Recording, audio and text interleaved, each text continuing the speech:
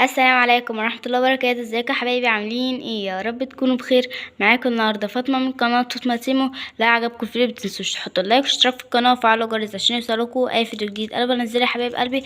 ولو عجبكم الفيديو بتاع النهارده طبعا قبل اي حاجة كومنت الحلو بتاعكم اللي بيشجعني ان انا ارجع زي الاول كل يوم انزل لكم فيديو احسن من اللي قبله. ولو عايزين تشوفوا هنعمل ايه مع بعض النهارده خليكم معايا لاخر الفيديو عشان نشوف هنعمل ايه مع بعض. النهارده معانا بقى حاجة كلنا بنحبها وحاجة كده نفطر بيها بقى الصبح جنب كوباية الشاي بلبن. واكيد انتوا عرفتوا من المقادير بتاعتنا. طبعا بقى عشان تعرفوا ايه المقادير بتاعتنا ايه هي بالتفصيل خليكم معايا لاخر فيديو عشان هقول لكم عليها كلها. وخليكم بقى معايا لاخر فيديو عشان هنشوف هنعمل ايه مع بعض. خليكم معايا. اول حاجة كده يا جماعة احنا النهاردة هنعمل كيكة. هتقولوا لي كيكة ايه يا فاطمة؟ كيكة بالشوكولاتة. وزي ما انتوا ما شايفين كده هي دي المقادير بتاعتنا.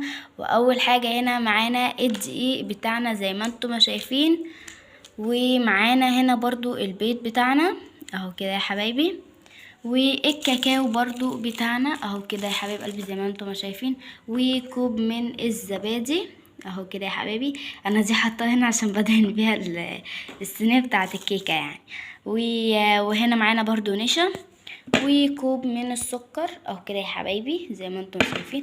معانا بقى هنا برضو فانيليا وكيك شيف. واللبن بتاعنا والزيت بتاعنا برضو اهو كده حبايب قلبي. وهي دي المقادير بتاعت النهارده. واللي عايزين بقى تشوفوا الطريقه بالتفصيل خليكم معايا لاخر الفيديو عشان هنشوف هنعمل ايه مع بعض. خليكم معايا خطوه بخطوه عشان هنشوف هنعمل ايه مع بعض يا حبايبي. وما تنسوش بقى اللايك واشتراك في القناه وفعلوا الجرس عشان يوصلكم اي فيديو جديد انا بنزله. وخليكم بقى معايا لاخر الفيديو عشان هنشوف هنعمل ايه مع بعض. خليكم معايا. اول حاجه بقى كده يا حبيب قلبي اللي احنا هنعملها اللي احنا هنطقش بيضتين كده في الشفشع بتاعنا عشان دي المواد السائله بتاعتنا. وبعد كده يا حبيب قلبي بعد ما نزلنا ببيضتين طقشناهم كده نزلنا بيهم اهم في الخلاط.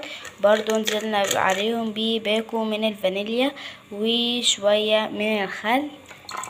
اجي معلقه كده كبيره زي ما انتم شايفين.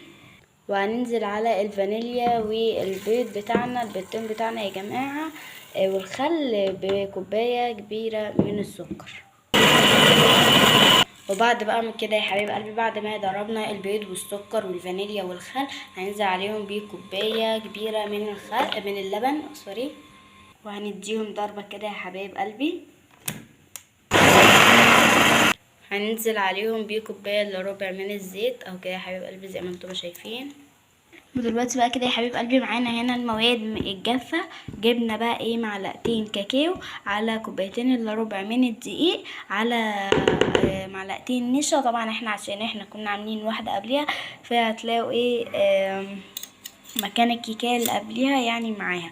فبنخلط بقى كله كده مع بعضه اهو كده يا حبيب قلبي زي ما انتم شايفين. ما تنسوش بقى اللايك واشتراك في القناه وفعلوا الجرس عشان يوصلكوا اي فيديو جديد انا بنزله. خليكم بقى معايا لاخر الفيديو عشان نشوف هنعمل ايه مع بعض. وبعد كده بقى يا جماعه بعد ما ضربنا المواد السائله كلها مع بعض زي ما انا ما قلت لكم عليها البيض والفانيليا والخل والزيت واللبن والبيض بتاعنا زي ما انا ما قلت لكم. بعد ما ضربناهم كده مع بعض في الخلاط نزلنا بقى عليهم اهو كده زي ما انتم ما شايفين على المواد الجافه. وهنحرك بقى كده يا جماعه في اتجاه واحد عشان الهواء اللي في الكيكه ما يخرجش ويعني ما تهبطش معانا في الفرن فاهمين اهو كده يا حبيب قلبي زي ما انتم شايفين اهو. بنخلطهم بقى كله كده مع بعض. متنسوش بقى اللايك واشتراك في القناه وفعلوا الجرس وعشان يوصلكم اي فيديو جديد انا بنزله. وكومنتاتكم الحلوه اللي بتشجعني ان انا ارجع كل يوم انزل فيديو زي الاول. وخليكم بقى معايا لاخر فيديو عشان هنشوف هنعمل ايه مع بعض. كده بقى كده يا جماعه عايزه اقول لكم على المقادير تاني عشان برضو تبقوا فاهمينها ومركزين فيها. المواد السائله عباره عن بيضتين وباكو من الفانيليا ومعلقتين من الخل وكوبايه الا ربع من الزيت وكوبايه لبن. وهي دي المواد الزائلة ضربناهم كلهم على بعض ومعانا ونزلنا بيهم على المواد الجافة. وهي عبارة عن المواد الجافة دي عبارة عن كوبايتين الا ربع من الدقيق وعليهم معلقتين كاكاو ومعلقتين نشا وباكو كيك شيف. تمام. هي دي المواد الجافة، ونزلنا بقى بالمواد السائلة على المواد الجافة بعد ما خلطنا المواد السائلة كلها مع بعض، وبنخلطهم كده مع بعض في اتجاه واحد عشان في اتجاه واحد يعني عشان الكيكة يعني تطلع كده سمكها حلو وما تهبطش معانا في الفرن. معانا بقى هنا كده يا حبايب قلبي كوب من الزبادي، هننزل عليها بشوية من الكربوناتو وشوية من الخل برضو. تمام. الكوب من الزبادي ده بقى كده يا جماعة بيدي بصوا يا جماعة بتتفور ازاي الكربونات مع الخل مع الزبادي زي ما انتم ما شايفين. التفور ده بقى كده يا جماعة بيعمل ايه؟ تفاعل مع الكيكة بيخليها عالية وسمكها حلو وهشة وحلوة. تمام. هننزل برضو بيها على الكيكة او كده يا حبيب قلبي زي ما انتم ما شايفين.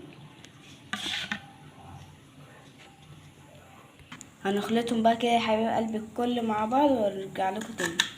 بصوا بقى كده يا حبايب قلبي، ودلوقتي بقى بنصب كده بننزل بيه القوام بتاعنا اللي هو بتاع الكيكه بالشوكولاته في الصينيه بتاعتنا. الصينيه بتاعتنا كده يا جماعه عشان تقولوا لي ايه الابيض اللي فيها دي، دهناها زيت، وعلى الزيت بدرناها بالدقيق بتاعنا اهو كده يا حبايب قلبي زي ما انتم شايفين اهو.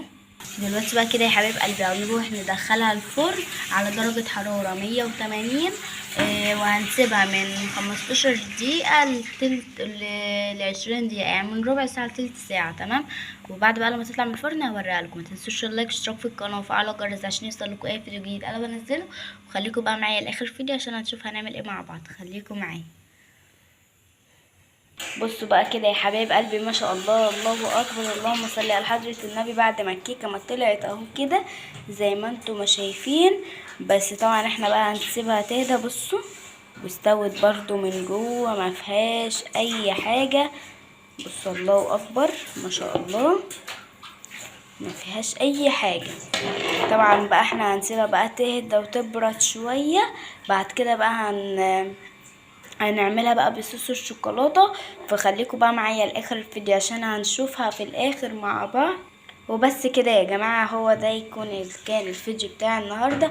ولو عجبكم الفيديو بتاع النهارده ما تنسونيش بقى في اللايك واشتراك في القناه وفعلوا الجرس عشان يوصلكوا اي فيديو جديد انا بنزله يا حبايب قلبي.